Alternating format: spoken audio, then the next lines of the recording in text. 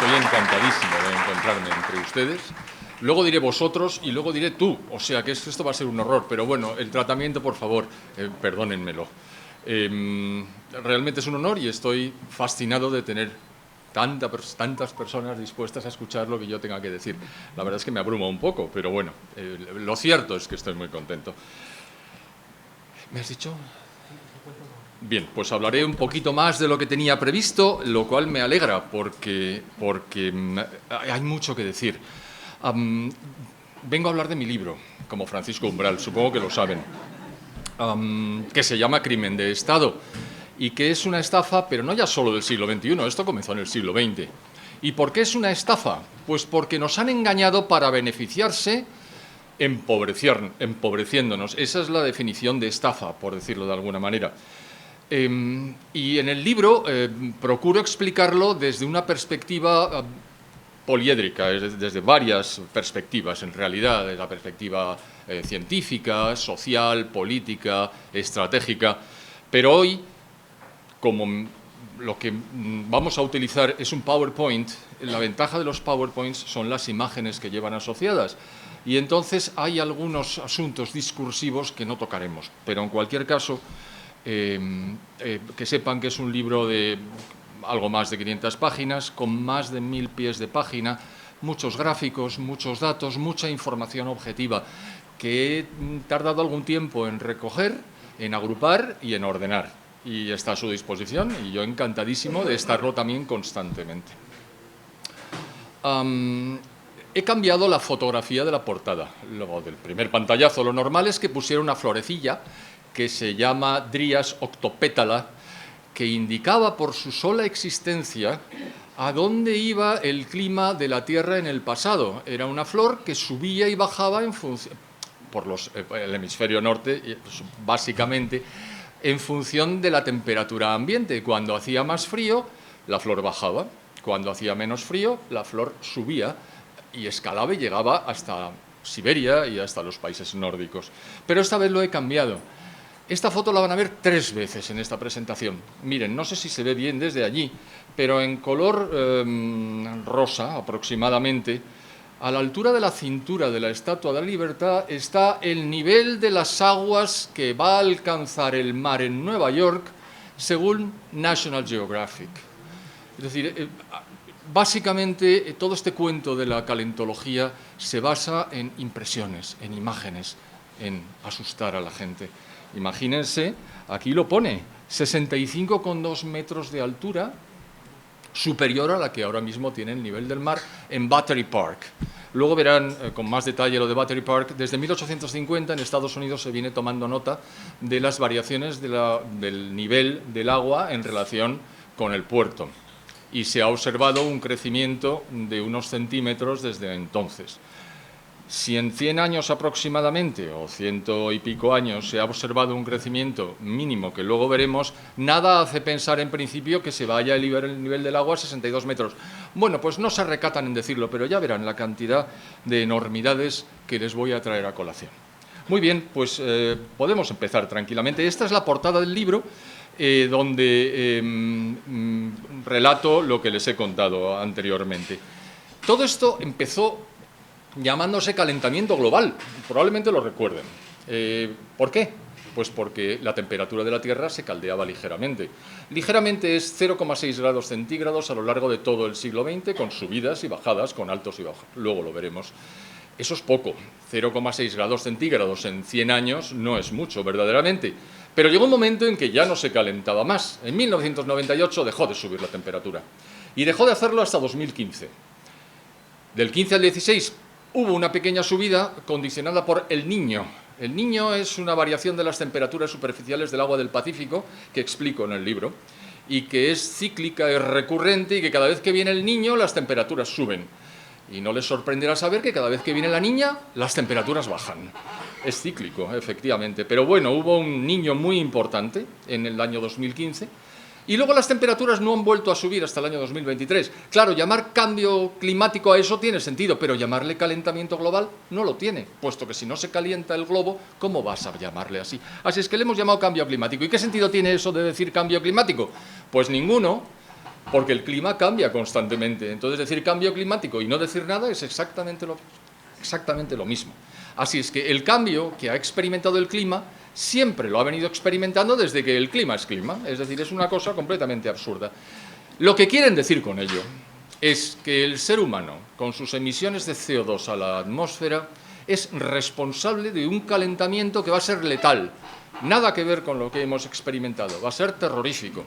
Y se hace básicamente a través de un mecanismo. Si sube la temperatura lo suficiente, los casquetes polares del sur, los polares del norte no, ahora les explicaré por qué, y lo que hay sobre Groenlandia, que son gigantescas islas ambas de roca, y encima tienen mucho hielo, si ese hielo se deshelara, efectivamente iría el agua al mar y el mar subiría. ¿Cuánto? Pues está por ver. Pero no se está produciendo nada parecido, simplemente nos amenazan y ponen fotografías en la portada de National Geographic hace unos años. Perdonen mi imprecisión, no suelo ser impreciso, hace unos años es algo intolerable, pero es que no he conseguido encontrar la portada, me he metido en el archivo de National Geographic y la portada no está. Y esto ocurre con muchos de los datos que he utilizado. Afortunadamente los tomé hace 15 años y los tengo en mi poder. Hay uno espectacular, que lo van a ver ahora, que nos es de mucha utilidad. Total, que gracias al ser humano, gracias entre comillas, el clima se va a distorsionar de tal manera que el mundo va a desaparecer. Es un poco terrible. ¿Ha pasado eso en el pasado? ¿Ha ocurrido algo así? Bueno, podíamos remontarnos a mucho tiempo. En el libro me remonto bastante, con muchos gráficos, con muchos datos, con mucha información geológica, pero aquí podemos hablar de los últimos 1000, de los últimos 100 y de la situación presente. No quiero leerles el PowerPoint. Los PowerPoints ya saben ustedes que no están para ser leídos, sino para ser vistos y hablar sobre ellos. Ha habido dos fenómenos fundamentales. Uno es el óptimo climático medieval que tuvo lugar entre los siglos VIII y XIV. Fue un periodo fantástico en el que la población de Europa se multiplicó por 3, en el que se podía cultivar toda Escandinavia, en la que había vides en la Gran Bretaña. En fin, estaba todo estupendamente y fue seguido por una pequeña edad de hielo entre los siglos XV y XIX, porque es a partir de 1850, 19. Las temperaturas bajaron mucho, como se aprecia por una serie de indicadores que no son necesariamente mediciones, sino relatos, recuentos, información de la producción de cereales, crecimiento de los glaciares. Se sabe perfectamente que tuvo lugar. Y a partir de 1850 la temperatura vuelve a subir, como en el óptimo climático medieval. ¿Qué hacen los calentólogos? Término este que sirve para identificar a las personas que dicen que la emisión de CO2 a la atmósfera por parte del ser humano va a ser decisiva para acabar con la vida en la Tierra. Bueno, dicen que la emisión de CO2 es terrorífica y que hay que medir desde algún momento. ¿Y desde qué momento miden? Desde el momento en que la temperatura de la Tierra era más fría, 1850. Claro, necesariamente tiene que subir. Esto se llama cherry picking en inglés. Es decir, tú coges y eliges los datos que quieres para que justifiquen la hipótesis preconcebida. Pero bueno, esto es así. ¿Qué le vamos a hacer? Ya hemos comentado que en superficie la temperatura se ha elevado 0,6 grados centígrados. Y los científicos siempre pensaron que esto era lógico, había ascensos y descensos de temperatura. Pero en 1988, 3 científicos, Mann, Bradley y Hughes, publican en Nature un artículo en el que correlacionan y establecen una relación de causalidad. No es lo mismo correlacionar que causar. Puede haber 2 gráficas que circulan paralelas, pero un elemento no tiene por qué causar el otro. En este caso dijeron que sí, que las emisiones de CO2 del ser humano a la atmósfera en los últimos, primero 600 años y luego 1000 años, al año siguiente ya habían llegado a 1000 años, habían causado una subida de temperatura. Este fue el famoso palo de hockey. Palo de hockey americano, hockey de hielo. Ya saben ustedes que el hockey español es un palo curvo. El hockey de hielo es un palo que se utiliza con un puck sobre el hielo y entonces tiene que tener 2 elementos rectos. Vamos a ver si tenemos pronto el palo de hockey para que lo vean. ¿Y eso qué significa? Decía Mann, sobre todo Michael Mann, que es el que dirigió el estudio, que la temperatura había sido prácticamente estable en los últimos 1000 años, pero que a partir de la industrialización, con las emisiones de CO2 antropogénicas o antrópicas, producidas por el hombre, la temperatura había subido vertiginosamente. Bueno, si eso fuera así, habría una correlación positiva estable y permanente y además una causación. Sube el CO2, sube la temperatura. Luego verán los gráficos. Los gráficos están basados en datos, lógicamente. Lo que ha pasado en el siglo XX es que en un cierto periodo subió la temperatura, en otro bajó, en otro subió, todo ello con un continuo incremento del CO2. No está teniendo lugar ningún calentamiento peligroso. No hay que asustar a la gente. Esto no tiene sentido. ¿Qué es el efecto invernadero? Pues sería el mecanismo a través del cual el CO2, que es un gas de efecto invernadero, actúa para calentar la Tierra. Todos saben lo que es un invernadero. Es un lugar protegido en el que entran los rayos del sol, caldean el ambiente y como hay cristales, el calor no se va. No es exactamente así como opera el efecto invernadero, sino que las ondas de energía solar de onda corta calientan la Tierra, rebotan y algunas de ellas se quedan paradas en la mantita. Tenemos una mantita estupenda. Si no estuviera la mantita, estaríamos a 17 grados bajo cero de media en la Tierra. Gracias a los gases de efecto invernadero, que son varios y ahora se lo contaré, tenemos 13,95 grados centígrados de temperatura media, lo cual es paradisíaco. No hay más paraíso que este. Y luego, por supuesto, el de los cristianos. Pero ni en la Unión Soviética, ni en años anteriores, ni de Jean-Jacques Rousseau, ninguno de esos es ningún paraíso. Tenemos un clima absolutamente fantástico. Pero se empeñan en decirnos que no, que nos lo vamos a cargar, que esto es terrorífico, que ha habido variaciones, pero que a partir de ahora va a ser terrible. Este papel que ven aquí no lo van a ver muchas veces, porque ya no está. Esto lo produjo...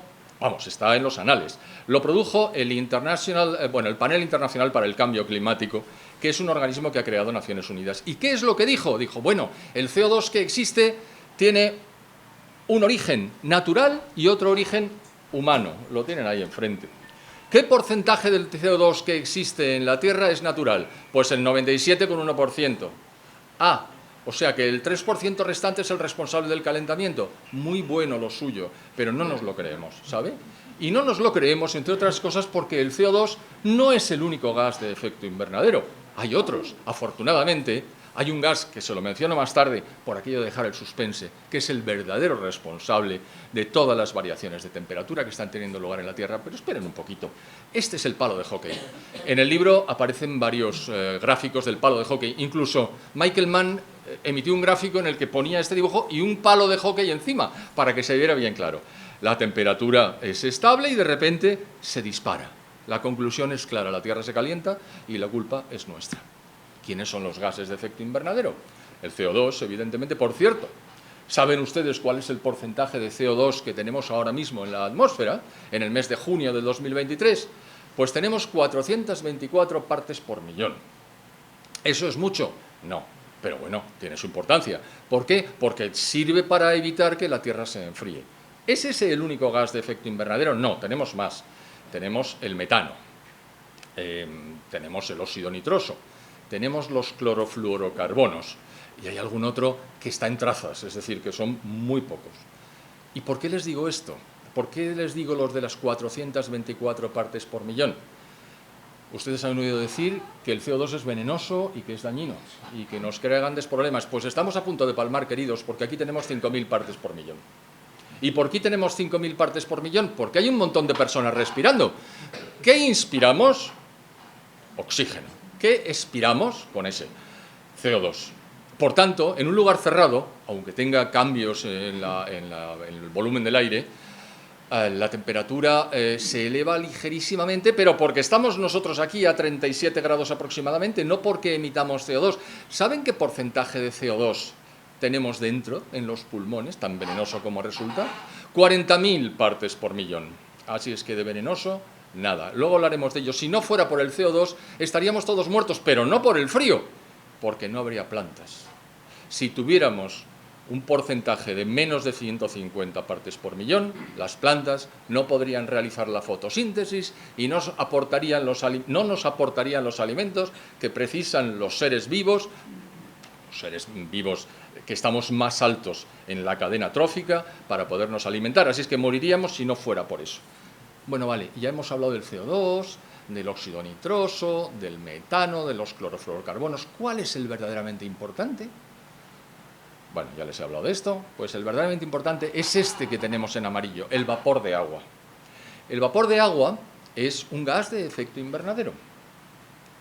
De la totalidad de los gases de efecto invernadero que hay en la atmósfera, el vapor de agua es el 95% y el CO2 el 3,7%. De ese 3,7%, el 3% es de origen humano.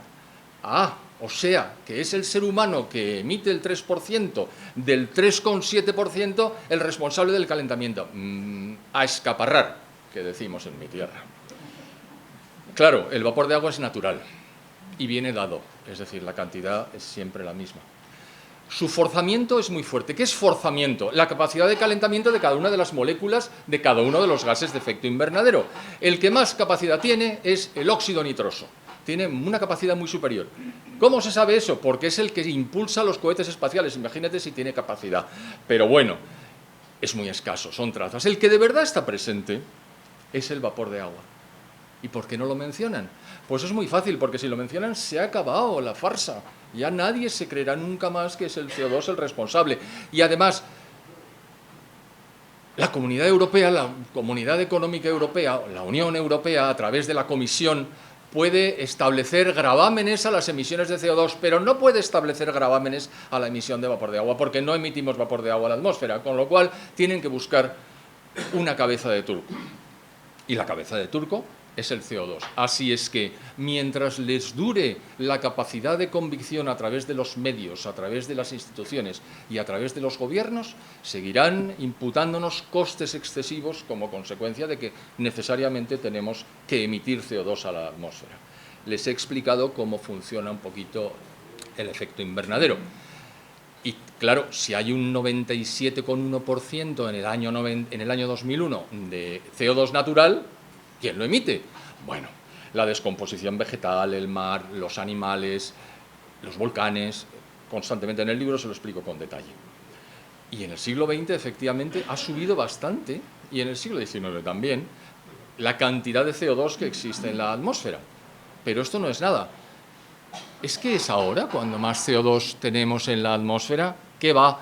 Abajo a la derecha es donde estamos ahora. Fíjense si ha habido en otras épocas mucho más CO2 en la atmósfera. ¿Y ha tenido esto una repercusión brutal en la vida en la Tierra? No, no la ha tenido y no la va a tener en un futuro tampoco. Y aquí me dedico, en el libro por supuesto lo hago mucho más, a explicar por qué el CO2 es bueno. Primero, porque lo necesitamos para el crecimiento de las plantas. Después, porque cuanto más CO2 haya en la atmósfera, mejor crecerán las plantas, más leña y más dura tendremos, mayores producciones habrá. ¿Por qué se creen ustedes que los agricultores de agricultura intensiva que utilizan los invernaderos inyectan CO2 en el invernadero para que las plantas crezcan mejor? Para que las plantas crezcan mejor, lo acabo de decir. Es por eso. Es decir, las plantas están completamente felices. Hay datos, aparecen en el libro también, que ponen de relieve cómo el planeta se está reverdeciendo. Igual les suena que se está contando que el planeta se está convirtiendo en un desierto.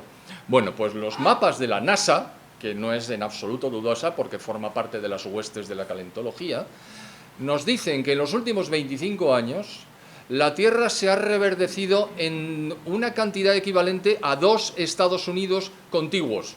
Es como ellos llaman a los Estados Unidos menos Alaska y Hawái. Es decir, 9 millones de kilómetros cuadrados más 9 millones de kilómetros cuadrados son 18 millones de kilómetros cuadrados reverdecidos en los últimos 25 años. Y todavía hay gente que dice que nos estamos desertizando. Estas son algunas de las ventajas del CO2. En el libro hay muchísimas más. ¿Por qué sabemos que no hay correlación, y menos todavía causación específica, exclusiva, entre el CO2 y la temperatura? Y aquí lo pongo. Pero básicamente lo que voy a hacer es saltar este pantallazo, que lo explica muy bien, y ponerles este gráfico que es absolutamente definitivo. Miren, hay una línea de puntos negros y una línea continua roja. Y en el fondo son las mediciones anuales de las temperaturas máximas y mínimas medias que se han dado en el mundo. La línea roja es la temperatura. Como ven, oscila bastante poco, sube bastante poco. Lo que sube vertiginosamente es el porcentaje de CO2 en la atmósfera. ¿Cómo después de ver esto alguien puede seguir diciendo que hay una correlación positiva entre incremento de CO2 e incremento de temperatura? Bueno, pues lo dicen. No les importa. ¿Quiénes están detrás de esto? Bueno, esta idea surgió incluso antes de que Mann y sus dos compañeros publicaran el artículo en Nature. El año anterior, el señor Hansen, un científico norteamericano, depuso ante el Senado y les dijo: señores, estamos experimentando un ascenso de temperaturas que ha sido y que está siendo debido a las emisiones de CO2 del ser humano a la atmósfera. Ahí empezó. Y hubo mucha gente que se dio cuenta de que esto podía ser una palanca para enriquecerse, para obstaculizar el funcionamiento de las sociedades y para introducir elementos de distorsión en los países más avanzados. ¿Por qué?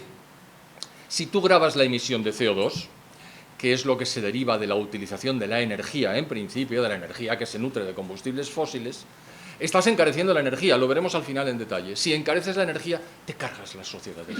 Una sociedad es rica en la medida que puede utilizar cada vez más energía. Y eso proporciona el avance que hemos experimentado en Occidente desde la Revolución Industrial. Pero no solo están estas personas, el señor Hansen, el señor Mann. No, Naciones Unidas hizo suyo el fenómeno y creó un organismo, que es el famoso IPCC, el Panel Intergubernamental sobre el Cambio Climático, cuyo objetivo es uno, y solo uno: demostrar que el ser humano es culpable. No ver las razones por las cuales la temperatura ha subido 0,6 grados centígrados en el siglo XX, no. Lo importante es intentar demostrar que el ser humano es el responsable. Y se financia ampliamente, por supuesto, con nuestros impuestos, claro. Y entonces están alcanzando, desde hace mucho tiempo, niveles globales. Hay unos informes técnicos que aunque estén sesgados, son realmente buenos desde el punto de vista técnico, que son para científicos, 300, 500 páginas, y otros informes de entre 5 y 15 páginas que son para medios de comunicación y para políticos. Yo puedo entender que a los políticos no les des un informe de 300 páginas, porque su gabinete se lo tendría que reducir a una, que es lo que hacíamos en la administración cuando trabajábamos allí. Aquí tengo algunos cuantos compañeros. Así es que no lo iban a entender o no lo iban a querer leer. Y entonces se hacen unos informes completamente sesgados en los que se dice la responsabilidad es del ser humano. Y además del IPCC, bueno, pues nada, aquí lo pongo: organismos, instituciones, universidades, foros, blogs, agencias, asociaciones, activistas. Aquí menciono a Al Gore. Hoy no he traído ninguna foto suya porque es muy conocido. Está perdiendo algo de vigor, pero sigue siendo un tipo con una gigantesca capacidad de comunicación y de convicción. Y fue uno de los que lanzó inicialmente la idea para defenderla personalmente. Lo hizo después de perder las elecciones ante George Bush por un estrechísimo margen en el estado de Florida, probablemente lo recuerden. Y como es tan buen líder y tan buen comunicador, fue capaz de tirar de la opinión pública muy fuertemente y se ha pasado la vida dando conferencias por todo el mundo. Pero además los presidentes norteamericanos, con especial mención a Barack Hussein Obama, además la Comisión de la Unión Europea, por supuesto todos y cada uno de los Estados miembros y aquellas empresas que se benefician. ¿Quiénes son las empresas que se benefician? Las que producen alternativas a la emisión de energía tradicional. Evidentemente esto es un negocio gigantesco. Por ejemplo, los fabricantes de coches eléctricos, que no necesariamente son los fabricantes de coches de motores de explosión, aunque se han tenido que subir al carro, porque a partir de 2035, con carácter absolutamente soviético, la Unión Europea ha decidido un ukase, una orden. No pueden venderse más vehículos de motor de explosión en la Unión Europea. ¿Por qué? Porque contaminan. El CO2 no contamina. El CO2 puede provocar una pequeñísima parte de una fracción del calentamiento, nada más que eso, pero por supuesto mucho menos de lo que están haciendo contra nosotros. Les he traído solamente algo que en el libro desarrollo mucho. Vale, supongamos por un momento que ustedes tuvieran razón, que el ser humano emite CO2 a la atmósfera en cantidades porcentualmente irrisorias y, aunque es uno de los gases de efecto invernadero que tiene menos, comparado con el vapor de agua, prácticamente ninguna presencia en la atmósfera, nos creemos lo que ustedes nos dicen. ¿Pero quién es el ser humano? No, el ser humano no es el ser humano es la República Popular China. Aquí están las emisiones de CO2 de la República Popular China comparadas con la de los Estados Unidos, la India, Alemania, Brasil, el Reino Unido y Francia. Hay muchos datos en el libro, pongo muchos más. ¿Y esto qué significa? ¿Oyen reírse en chino? Yo lo oigo todos los días. Cuando voy a casa y me voy a dormir, oigo cómo los chinos se ríen de nosotros. Se carcajean viendo cómo Occidente se suicida, encareciendo la energía y perdiendo la capacidad de crecimiento, que es la que ha proporcionado a sus habitantes el nivel de vida más alto del planeta, actual e histórico. Nunca hemos estado mejor que cuando utilizábamos la energía de que disponíamos, cosa que los chinos saben perfectamente. Y por tanto van a seguir quemando carbón, van a seguir quemando todo tipo de combustibles, porque ellos lo que quieren es crecer y hacerse con el Producto Interior Bruto más grande del mundo y, por supuesto, con uno de los más altos en términos per cápita. Ya saben ustedes que hay bastantes chinos y que cuando dividimos el Producto Interior Bruto por las cápitas, el Producto Interior Bruto per cápita baja y entonces los chinos bajan mucho en el ranking. Pero el que mejor logró resolver ese problema fue Mao Zedong. Probablemente lo conozcan. Asesinó aproximadamente a 60 millones de chinos con el gran salto adelante y después con la revolución cultural solamente a 30 porque ya estaba desentrenado. Al disminuir las cápitas, subió la renta per cápita china. Es un procedimiento eficaz. Siempre han sido muy eficaces para alcanzar sus objetivos. Con esto les quiero decir que, aunque fuera cierto, también nos toman el pelo, precisamente por eso, porque siguen extremando el control sobre las emisiones de CO2 a través de las emisiones, a través de la quema de combustibles en Occidente, sustituyendo, y ahora verán cómo, los combustibles tradicionales por otros que son inherentemente ineficientes. ¿Y eso qué quiere decir? Pues por mucho que intentemos poner todo el terreno lleno de placas fotovoltaicas y los huecos que queden con molinillos giratorios de energía eólica, cuando deje de soplar y deje de lucir, nos hace falta algo para poder seguir emitiendo energía para que nuestra red siga operativa y nos sigamos calentando, nos sigamos refrigerando, sigamos produciendo vehículos y cemento y acero, e iluminando nuestras casas y demás. ¿Y eso cómo se consigue? O bien con energía atómica, o bien con energía hidroeléctrica, o bien con energías tradicionales, que siempre van a tener que estar presentes. No se lo dicen, pero es así, no queda otra.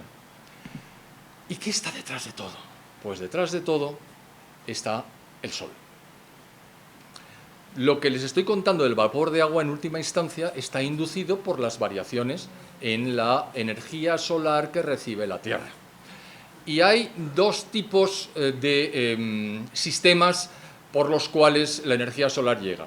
Porque el Sol tenga más o menos actividad y porque nuestra posición en relación con el Sol sea una u otra. Lo primero tiene que ver con la radiación solar, que tiene a su vez que ver con el número de manchas. Es decir, a mayor número de manchas en el astro rey, mayor energía solar y menor número de rayos cósmicos. Caramba, ahora nos va a hablar del cosmos. Sí, los rayos cosmos son los que se producen en el universo como consecuencia de la destrucción de las galaxias. Esos van por todo el universo y golpean la Tierra como golpean a todos los demás astros, y no somos astros, a los planetas y también a los astros. Esas emisiones reaccionan con el SO2 que hay en la atmósfera y forman nubes. Dicho de otra manera, a mayor llegada de rayos cósmicos, más nubes. Y cuanto más nubes, menos calor. ¿A qué se lo imaginan? Está el sol, viene la nube, hace menos calor. Anda la pera, pues sí es normal. Bueno, pues eso es lo que ocurre cuando llegan los rayos cósmicos, no cómicos. ¿Qué es lo que ocurre cuando hay muchas manchas en el sol? Pues que la actividad solar es más fuerte. Y esa actividad solar lo que genera es la emisión de mayor intensidad en los rayos solares e impide que los rayos cósmicos hagan su trabajo. Así es que cuantos más rayos cósmicos, más nubes y más fresquito, cuanto más actividad solar, menos nubes y más calorcito. Esa es una de las dos variables, pero hay otra. ¿Ve? Aquí están los rayos cósmicos, que es un gráfico estupendo, lo que les he explicado está aquí. ¿Por qué sabemos que esto es así? Porque se ha reproducido en un experimento famoso en la Universidad de Copenhague, reprodujeron exactamente los planteamientos, las hipótesis que les he esgrimido y llegaron a la conclusión de que era cierto, de que cuando hay más rayos cósmicos la temperatura baja y que cuando el viento solar que procede de las explosiones en superficie que se ven porque aparecen las manchas, pues cuando ocurre eso entonces hay menos rayos cósmicos y hace más calorcito. Eso está reproducido. Esa era una de las fases. Pero la otra fase la explicó Milutin Milankovic, que era un señor que durante la Segunda Guerra Mundial estaba en Belgrado y lanzó una hipótesis de trabajo. Él no era astrónomo, era matemático y era ingeniero. Y simplemente dándole vueltas a la cabeza llegó a la conclusión de que la Tierra experimentaba ciclos que repercutían directamente en el clima, de una manera como mucho más grande, lejana y distante. ¿Por qué? Porque la Tierra tiene tres movimientos, uno en torno al Sol, otro respecto de sí misma, es decir, el de traslación, el de rotación, y luego una cosa que se llama nutación. Yo la primera vez que lo leí dije, a ver, en mi colegio a mí esto no me lo habían dicho. ¿Qué es la nutación? Es el giro como una peonza que hace la Tierra cuando gira sobre sí misma. Bueno, voy a dejar de hacer movimientos extraños, pero bueno, en cualquier caso, tres movimientos. Uno con un ciclo de 100.000 años, la órbita a lo largo del Sol. Otro con ciclos de 41.000 años, la rotación de la Tierra con la inclinación del eje que va moviéndose. Y otra, la oscilación del eje sobre sí misma. Todo esto en relación con el Sol hace que haya más o menos rayos cósmicos. Perdón, más o menos viento solar o más o menos distancia respecto del Sol e incidencia sobre la atmósfera. Y por tanto repercute igualmente sobre los gases de efecto invernadero y sobre la temperatura de la Tierra. ¿Esta hipótesis se ha comprobado? Se ha comprobado. Fíjense la regularidad que ha habido entre los picos de calor y las edades de hielo en las últimas 4 glaciaciones, ¿vale? Estamos saliendo de un pico de calor, hasta el punto de que hay, primero en la Unión Soviética y luego en Rusia, científicos de la Academia de Ciencias de la URSS y de Rusia, que están diciendo que vamos a entrar próximamente en la siguiente glaciación. Probablemente no lo veamos, estamos hablando de cantidades de tiempo gigantescas. Esto que ven aquí son 400.000 años, pero en cualquier caso estos ciclos sí repercuten directamente en la temperatura de la Tierra, como sabemos. Les he traído una fotito del ciclo del agua porque me parecía muy bonita. Este es el ciclo del agua que todos nosotros conocemos, pero que es bastante fácil de explicar. El Sol golpea, incide sobre los océanos, sobre todo en el cinturón tropical. Esa temperatura hace que se forme vapor de agua, este a su vez forma nubes, esas nubes se van desplazando, van arrojando agua sobre la Tierra, en los sitios más fríos eso es nieve, cubre la Tierra, vuelve a ir al mar. El ciclo del agua, que es el que genera la mayor parte de las variaciones, la inmensa mayor parte de las variaciones de temperatura de la Tierra. ¿Y este gráfico? Esto es el palo de hockey. ¿Ah, que no ven el palo de hockey? Claro, es que no existe. El palo de hockey es falso como un euro de madera. Y ahora les voy a explicar por qué. Estas son las temperaturas que se dieron en el periodo que refleja el palo de hockey, una gran parte del periodo, donde sí aparece el óptimo climático medieval entre los siglos 8 y 13 y la pequeña edad de hielo entre el 14 y el 19. Ahí sí aparece. ¿Y cómo salimos de la pequeña edad de hielo que está a la derecha, aproximadamente en 1900, que la temperatura empieza a subir? Y claro, cuando se mide, efectivamente ha subido 0,6 grados centígrados. Claro, es que estamos saliendo de una pequeña edad de hielo, hombre, tengámoslo en cuenta. Y entonces, ¿cómo llegó Mann a la conclusión científica o paracientífica de que había habido una temperatura muy estable y que a partir de un momento dado, precisamente cuando más CO2 estábamos emitiendo, la temperatura subió? Pues analizando los anillos de un árbol de larga vida, que se llama Bristlecone Pine, o Pinus longeva, que como su nombre indica, vive muchos años.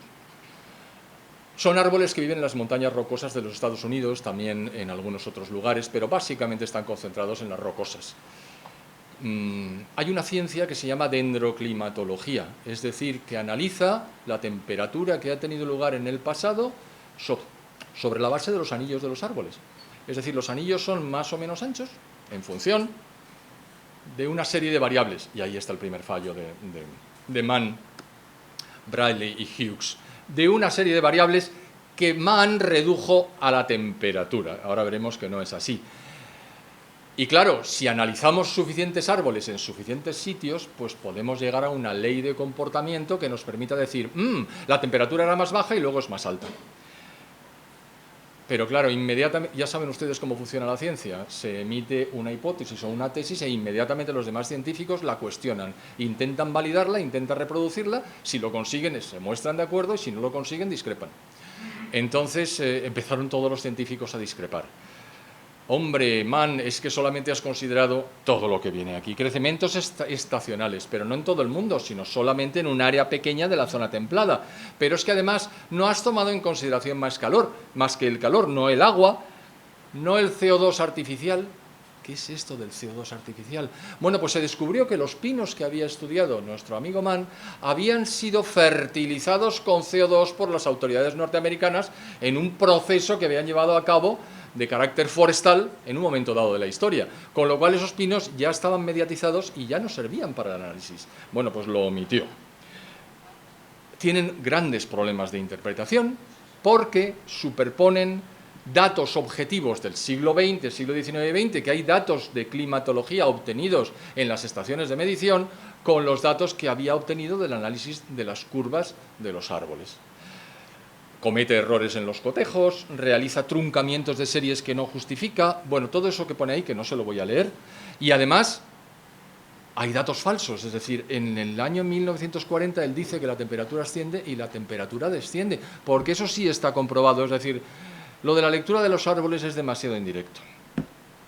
Y hubo algunos científicos, von Storch, Zorita, Jones, Dmitriev, González Rocco y Tet, que publicaron en Science en el año 2004 un estudio a fondo diciendo, pero hombre, si todo esto se debe al análisis matemático que ha utilizado Mann, cualquier conjunto de datos que introduzcas en el programa que tiene Mann para justificar la existencia del palo de hockey, da un palo de hockey.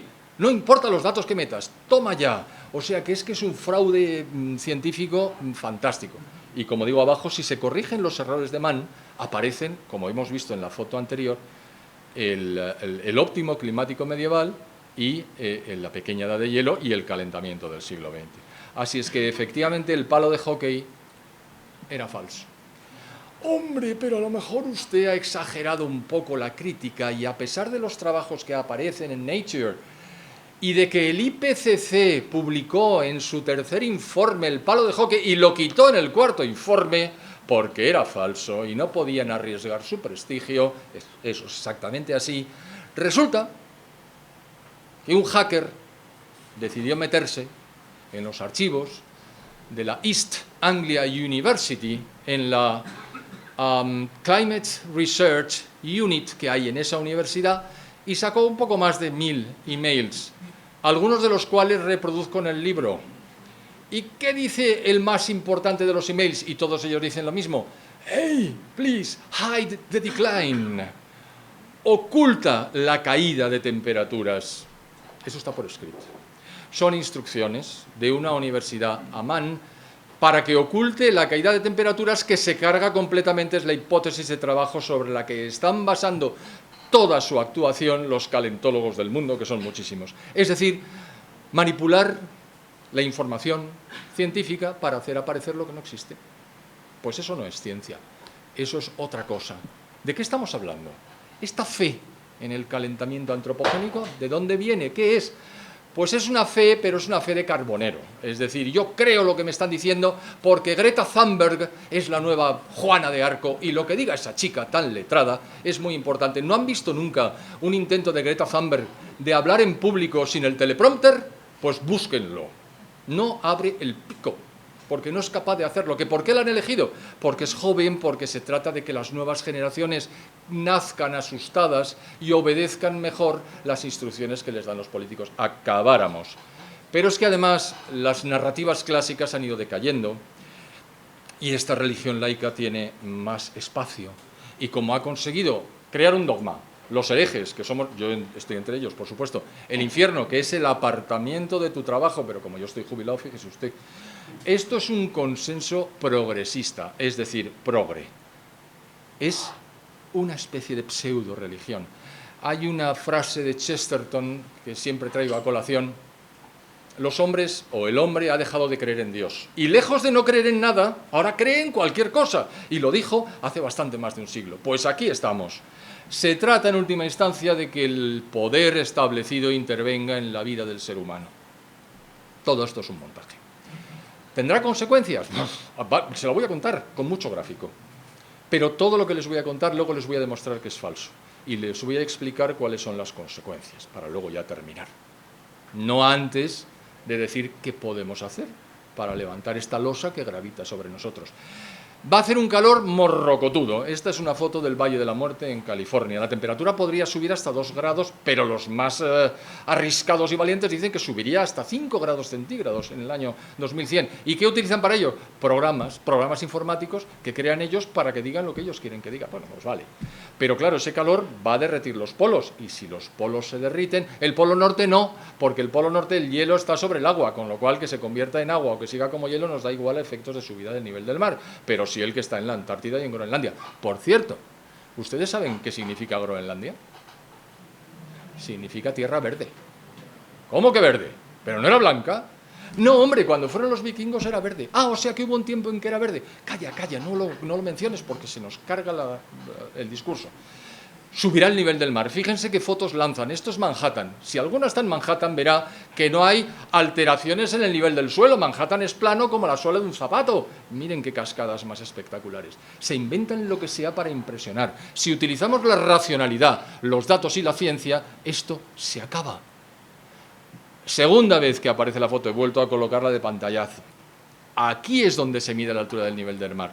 Y no va a llegar al nivel que dijo National Geographic. Pero no solo va a pasar eso. Además, el clima, las tempestades, va a haber muchos más huracanes, tifones, tornados, los desastres continuos. Va a haber sequías, va a haber inundaciones, va a haber incendios. Por cierto, hoy he leído una noticia que me manda un amigo que está aquí, en el sentido de que este año ha sido muy malo para los incendios forestales. Ha habido pocos, solamente el 25% de los que hubo el año anterior, y sin embargo se dice que ha sido el año más caluroso. ¿Al ORS no era verdad que había una correlación entre calor e incendios? Pues claro que no, es otra mentira, una detrás de otra. Este oso fue famoso. Es un oso al que le hicieron una foto, un oso que estaba mayorcillo el hombre, que estaba hecho polvo, que estaba a punto de morirse, y dijeron, ¿veis? El cambio climático está matando a los osos. Por eso el pobre oso estaba flotando en un hielito en el agua que se iba a ahogar de un momento a otro. Los osos polares, no me da tiempo a contárselo, está en el libro, han multiplicado su población desde que Al Gore nació. Los osos se han multiplicado por 7 el número de osos, así es que este Al Gore en el fondo no sirve para estas cosas. Va a hacer más calor, luego va a haber más malaria. ¿Tiene que ver el calor con la malaria? No, pero luego se lo diré. Y además la mortandad va a ser terrible, y además fíjense que hambrunas, y además como consecuencia de las hambrunas habrá migraciones. No solo eso, aquí el presidente Rashid hace 15 años, Nasheed ahora mismo, le han cambiado el nombre, de las Islas Maldivas, firmando un documento del Banco Mundial, sé muy bien cuál es el documento, yo estaba allí, diciendo que quiere un préstamo porque se nos hunde las Islas Maldivas y necesitamos hacer algo para superarlo. No devolvió el préstamo y ha tenido verdaderos problemas con el Banco Mundial. No solo eso, las playas se retiran, los corales se mueren, los corales tienen color. Aquí hay un coral muerto, que es de color blanco. ¿Será verdad? El CO2 incrementa la acidificación del agua del mar y entonces eso provoca que se mueran los corales. Todo es mentira. La máxima temperatura que se dio, recurro a los Estados Unidos, entre otras cosas, porque tienen datos desde muy atrás. La más alta con mucho fue en los años 30 del siglo XX. No ha vuelto a ocurrir nada parecido. Estos son los datos. Lo cierto es que cada vez hay más nieve en el hemisferio norte. Es la pequeña línea ascendente de color rojo que está sobre las mediciones de cada uno de los años. Es decir, cada vez hay más nieve y de eso se puede inferir que cada vez habrá más hielo. No en el polo norte, pero sí donde la nieve se acumula. ¿Y la Antártida? Porque el peligro está en la Antártida. Anda que si se deshiela la Antártida nos vamos a morir todos ahogados. Ahí están otra vez los datos. Cómo sube el CO2, que es la curva inclinada, la línea que crece de forma incesante, la temperatura, que es la línea roja, que es prácticamente estable, y las variaciones de hielo en la Antártida, que crece. Hay cada vez más hielo en la Antártida, no menos. Eso lo que quiere decir es que el nivel del mar no va a crecer. Ahí están las mediciones del nivel del mar. Eso es lo que se dio en Battery Park. Y está por tercera vez la fotografía. ¿Cuánto ha subido el nivel del mar desde 1855 hasta el año 2020? Aproximadamente 30 centímetros. Y nos quieren hacer creer que va a subir 65,2 metros de aquí al 2100, pero hombre, que nuestra credulidad es limitada. hasta cierto punto. Pero hay otros datos, yo es que soy de Valencia, como ya les han dicho anteriormente, y mis amigos de Valencia, que van con frecuencia al puerto, y en Alicante me dicen, aquí no ha subido en los últimos 50 años ni 1 centímetro el nivel del mar. Y he visto varios en YouTube, algunas demostraciones al respecto, cosa que es absolutamente cierta. Pero bueno, aquí hay una zona en rojo, que verán ahí detrás, que es, pero bueno, no la tomo muy en serio, que parecería como si empezara a dejar de crecer el nivel del mar. Bueno, esto hay que mirarlo en larga perspectiva, tampoco es así. Nada, las abejas si se mueren es por un ácaro parásito, que se llama varroa. Están datadas desde el siglo XIV. Es una pandemia. Los osos polares están cachas totalmente. ¿Saben cómo se llama el oso polar en latín? Ursus maritimus. ¿Y por qué se llamará maritimus? Porque nada. Entonces, si no tiene hielo, le importa un bledo. Son capaces de nadar 400 kilómetros seguidos, como se ha comprobado por las mediciones que se han hecho cuando les han puesto anillos. El oso polar es una bestia, no se lo encuentren nunca de cara. Los osos hibernan en invierno y aparecen en primavera. Las marmotas, se acordarán de la película esa, de Jim Murray, siguen durmiendo estupendamente. Pero es que además en el óptimo climático medieval no fue, cuando hizo mucho más calor que ahora, cuando Groenlandia era verde no pasaba nada de lo que dicen que va a pasarnos cuando la temperatura sea como entonces. Oiga, deje de tomarnos el pelo. ¿Va a haber más temporales, más huracanes, más tifones? No, señor, ahí están los gráficos que lo indican. Bueno, pero seguro que los más gordos cada vez hay más. Tampoco, son los de la parte de arriba, los de la flecha morada, que van en descenso. Todos van en descenso en número e intensidad. No es cierto que vaya a haber cada vez más. Bueno, pero seguro que cada vez hace más calor. Tampoco hace cada vez más calor. Ahí están los datos. Llueve exactamente lo mismo que antes.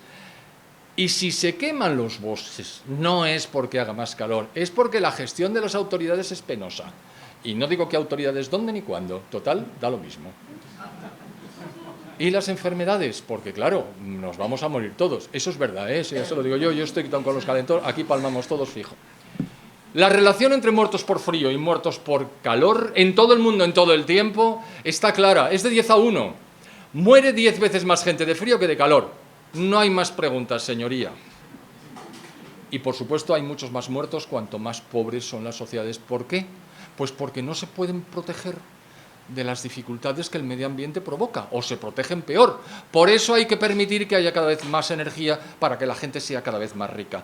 Este es un cuadro de un tipo que lleva trabajando en esto, que se llama Björn Lomborg, que es un danés que lleva muchísimos años en este tema. Dice, mira, voy a hacer un gráfico desde 1920 hasta 2020 de muertos por millón por razones climáticas en todo el mundo. Toma ya la caída.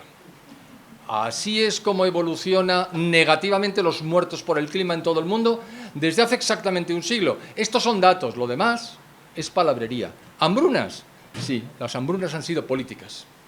Me interesó mucho estudiar el Holodomor que tuvo lugar en el centro de Rusia y en Ucrania, cuando Stalin en el año 32 dijo que iba a suprimir a los kulaks, que eran los propietarios ricos, como clase social. Y mató entre 6 y 10 millones de personas simplemente privándolos de alimento. No porque no tuvieran alimento, sino porque se los robaron los comunistas. En Bengala, ahí fueron los británicos, que a los indios les dijeron, no, nada de cultivar comida, vosotros a cultivar té, que yo lo exporto. La foto que han visto antes es de la hambruna inducida por el Reino Unido de la Gran Bretaña, que en todas partes cuecen habas. Y el gran salto adelante fue el que les he comentado anteriormente. Hay una correlación positiva, hay una causación. Tiene usted más renta, tiene más alimentos. Eso está absolutamente claro. ¿Y las migraciones? Pues mire, los países que están en rojo son los que reciben inmigración. Ahora se dice migración, pero eso no es delicado, no está bien. Se inmigra cuando entra en un país y se emigra cuando se va de un país. Eso está perfectamente establecido. Y lo de las migraciones, para los progres. Se producen por razones políticas, económicas, de conflicto, pero nunca por razones climáticas. Al Gore tuvo la jeta de decir que los que emigraban de Siria lo hacían por razones climáticas en plena guerra de Siria. Si es que no tiene vergüenza. Las islas no se hunden, las islas del Pacífico no se hunden. Hasta está volviendo a crecer la isla que estaba donde el volcán Krakatoa, que en 1883 provocó una subida enorme en todo el mundo del nivel de cenizas que provocó un año sin verano. Es decir, que no había forma de cultivar. Y entonces hubo una gran hambruna como consecuencia de la explosión del volcán Krakatoa, pues ha vuelto a salir la isla y los atolones, que crecen porque lo que hay debajo son corales, siguen creciendo en todo el mundo. Las playas, fíjese qué preciosidades, Mont Saint-Michel, siguen maravillosas en todas partes. Y los corales están fantásticos. Los corales blancos son los corales que han sido destruidos por tormentas, por tempestades que han afectado al agua y han roto la base sobre las rocas, pero no porque haya variaciones de ningún tipo. Vale. ¿Y qué han propuesto?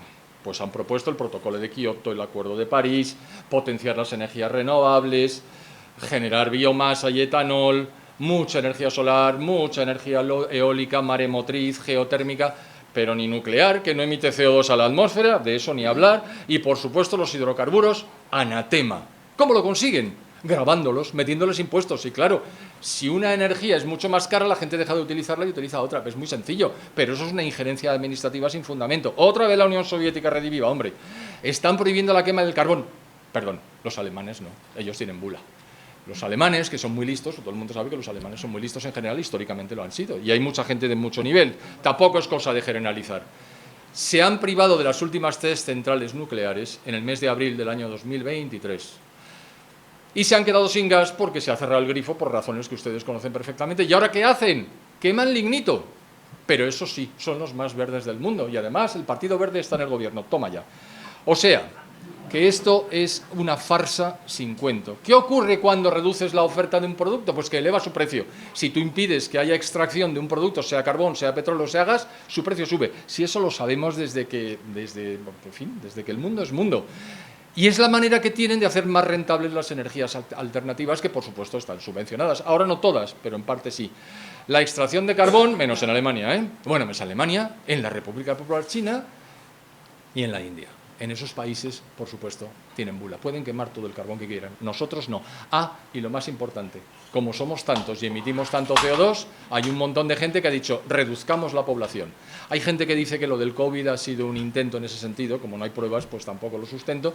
Pero aquí tenemos 2 entidades y asociaciones que han dicho bien claro que hay que reducir la población sustancialmente. Por ejemplo, un 85%, eso lo dijo Paul Watson, cofundador de Greenpeace. ¿Creen ustedes que Watson se suicidó? Vamos, hombre, deciden ustedes. El protocolo de Kioto, cuya explicación está aquí, fue un fracaso absoluto. El Acuerdo de París tiene recomendaciones que, por supuesto, no se aplican ni a China, ni a India, ni a Rusia, ni a África Negra en absoluto. Y, por supuesto, es enormemente costoso y no está funcionando. Hay gente de todo tipo que está diciendo que a lo mejor en la próxima conferencia de las partes, que ustedes conocerán por COP, que se va a celebrar, creo que en Dubái, seguro que se toman medidas administrativas, seguramente. Bueno, y todo esto, ¿por qué ha tenido éxito? Pero toda esta paparrucha, que si la vemos con frialdad no tiene un pase, pues es que es muy intuitivo. El efecto invernadero uno lo entiende a la primera. Y además todas las instituciones, con su peso y su dinero, están detrás. Y los líderes eran buenos. Y otras creencias, tanto políticas como religiosas, han decaído sustancialmente. Y es el intento enésimo de acabar con la economía de mercado. Estoy hablando de socialismo. Es decir, quieren acabar con la economía de mercado. ¿Tiene consecuencias todo esto? Hombre. Pero fíjate, climáticamente hablando, ni ha cambiado la pluviometría, ni sube el nivel del mar más deprisa que antes, ni hay más huracanes, lluvias, calor, meteoros en general. No hay más. Los arrecifes de coral gozan de buena salud. Y el planeta se está reverdeciendo. Y además, por mucho CO2 que se emita a la atmósfera, sea natural o sea antropogénico, como los rendimientos en materia de temperatura de los incrementos del número de moléculas de CO2 en el aire son decrecientes, vean la curva de arriba, por mucho que aumente el CO2, que está en el eje de abscisas superior, y lleguemos algún día a 820 partes por millón, lo más que subirá por esa razón la temperatura de la Tierra dentro de 50 años, al ritmo que vamos, es 0,35 grados. No puede subir más por razones técnicas, esto es pura física. Este cuadrito es muy interesante, consérvenlo en la memoria. Vale, no va a haber variaciones, no va a haber nada en la temperatura, pero se van a cargar nuestras economías. Y aquí lo explico. Si tú subes la energía, te cargas las sociedades, punto. Aquí está todo dicho. Y a partir de ahí, los desarrollos posteriores, ¿vale? Y al haber menos riqueza, las clases medias, evidentemente, con los mayores gravámenes, van a sufrir enormemente la situación y se van a convertir en receptores de paguitas. Y ya con eso ya se lo he dicho todo. Es decir, si la gente se ve obligada a recibir el dinero por parte del Estado que se nutre de los impuestos a aquellos que todavía pueden pagar y de los impuestos indirectos y demás, dependerán mucho más de los políticos, ¿verdad? Pues así está la idea. Por supuesto, caerá la expectativa de vida al nacer, habrá más hambre, habrá más migraciones y además si hemos llegado a esta situación de riqueza es por la globalización, que no es el globalismo. El globalismo es intentar controlar desde Naciones Unidas a nivel internacional todos los movimientos de las naciones. La globalización es permitir que el comercio y la inversión se desarrollen libremente en todo el mundo. La diferencia es abismal. Si estamos aquí y estamos así de bien, es por la globalización. Y si vamos a empezar a estar así de mal, es por el globalismo. Y esto va a afectar muy negativamente a todos los países. Fíjense, este año ha habido ya 5 golpes de Estado en África Negra. Va a haber muchos más, va a aumentar el número de dictaduras. Como ven, la situación en el mundo no está nada cómoda, con intervenciones de todo tipo. ¿Por qué? Porque cada vez es mayor la pobreza en muchas áreas y cada vez es más la intervención del Estado. Y esto se lo dice una persona que ha trabajado 42 años para el Estado y sé de lo que hablo. ¿Va a afectar especialmente mal a algunos? Sí, a nosotros. La Unión Europea está absolutamente dispuesta a machacar a lo que queda de Europa. Por lo tanto, implosionará. Ya se ha marchado el Reino Unido. Se marcharán muchos más, no se preocupen. Igual vengo el año que viene cuando se caiga el próximo y les explico por qué ha pasado. La República Popular China, que se ríe todas las noches, o por lo menos por las noches cuando se oye, porque el umbral sonoro baja, estos van a tener mucha mayor hegemonía, también temporal, porque en el fondo su población está cayendo. Y el único país grande cuya población crece es la India, que es el que se va a hacer dentro de unos años con la referencia de todo el mundo. Rusia se queda minimizada absolutamente como consecuencia de sus nefastas políticas de intento de recuperación del imperio que una vez fueron, y los Estados Unidos, en ese movimiento de sístole y diástole, en una de esas dirán, pues ahora nos quedamos otra vez en Estados Unidos y ahí os quedáis. ¿Y qué podemos hacer? Porque esto es una estafa. Pues lo podemos denunciar, podemos formar grupos de opinión, podemos crear grupos de comunicación o nutrir los más afines y, sobre todo, podemos usar la cabeza, los datos, la información, la ciencia, porque todo esto es una paparrucha y no puede resistir los datos objetivos. Y, sobre todo y por encima de todo, minimizar las dimensiones del Estado. Cuanto más pequeño sea el Estado y mayor sea la sociedad, menos impuestos tendremos y mejor viviremos todos. El resumen no hace falta que se lo haga porque ya tenemos poco tiempo, pero hay una frase de un magnífico climatólogo al que todos miramos, que se llama Richard Lindzen, que dice: el alarmismo acientífico se basa en modelos informáticos inherentemente indignos de confianza. Y es exactamente así.